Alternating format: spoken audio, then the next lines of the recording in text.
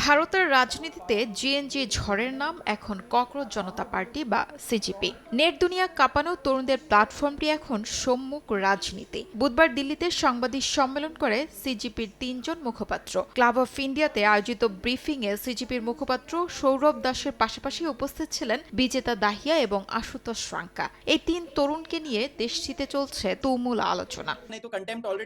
সৌরভ দাস, যিনি বাঙালি পরিবারের সন্তান, পেশায় অনুসন্ধানী সাংবাদিক, দীর্ঘদিন ধরে আইনি, বিচার বিভাগীয় এবং সামাজিক বিভিন্ন ইস্যুতে মাঠ পর্যায়ে রিপোর্টিংয়ের অভিজ্ঞতা রয়েছে তার। এর আগে ২০২৫ সালের নভেম্বরে ইন্ডিয়া গেইটে আয়োজিত দূষণ বিরোধী আন্দোলনেও অগ্রণী ভূমিকা রেখেছিলেন সৌরভ। এবার সম্পূর্ণ নতুন এক রাজনৈতিক প্ল্যাটফর্মের প্রধান প্রতিনিধি হিসেবে নিজের দায়িত্ব পালন করছেন এই অনুসন্ধানী সাংবাদিক।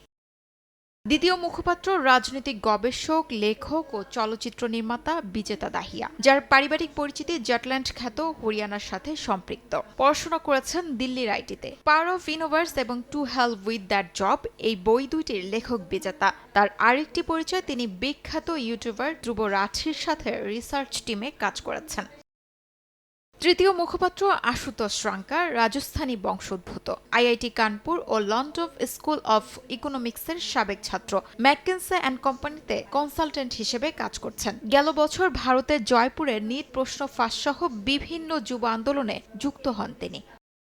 প্রচলিত রাজনীতির বাইরে থেকে আসা এই ৩ মুখপাত্রের ব্যাকগ্রাউন্ড ভিন্ন হলেও তাদের মধ্যে রয়েছে এক চমৎকার মেলবন্ধন। তারা কেউ প্রথাগত ছাত্র রাজনীতি বা কোনো রাজনৈতিক দলের হাত ধরে উঠে আসেননি, বরং প্রত্যেকেই মিডিয়া, কন্টেন্ট ক্রিয়েশন, উচ্চতর গবেষণা ও সামাজিক অ্যাক্টিভিজমের মাধ্যমে নাগরিক সমাজে নিজস্ব পরিচিতি ও প্রভাব তৈরি করেছেন। মূলত এই ডিজিটাল শক্তি ও তরুণ সমাজের অসন্তোষকে কাজে লাগিয়েই ককরোচ জনতা পার্টি ভারতের রাজনীতিতে এক নতুন ধরনের প্রতিবাদের সূচনা করেছে। শিউলি রোজা, সময় সংবাদ।